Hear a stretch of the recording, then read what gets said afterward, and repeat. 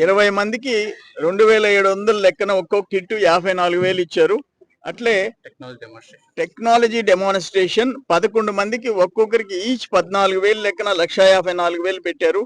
అట్లే స్ప్రింక్లర్స్ ఒక 7 మందికి ఒక్కొక్క స్ప్రింక్లర్ 24,000 లెక్కన 1,68,000, మొత్తం కలిసి 3,76,000 ఈ ఊర్లో ఖర్చు పెట్టే పరిస్థితి వచ్చింది.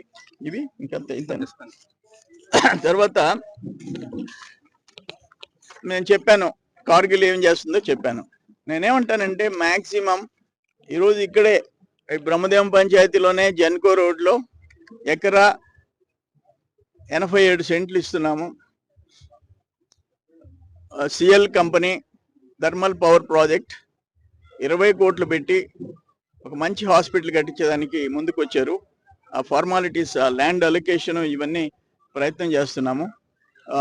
వీలైనంత తొందరగా చేస్తాం. ఇటు Krishnapatnam Adani Krishnapatnam port, CL thermal power station plus palm oil companies అన్నిటినీ ఉపయోగించి మ్యాక్సిమం సిఎస్ఆర్ ఫండ్స్తో ప్రభుత్వం నుంచి తెచ్చే నిధులు కాకుండా మా శక్తి ఉన్నంత వరకు ప్రయత్నం చేస్తున్నాం.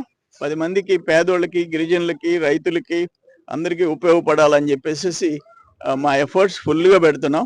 భగవంతుడి ఆశీర్వాదాలు ఉండాలని కోరుకుంటున్నాం.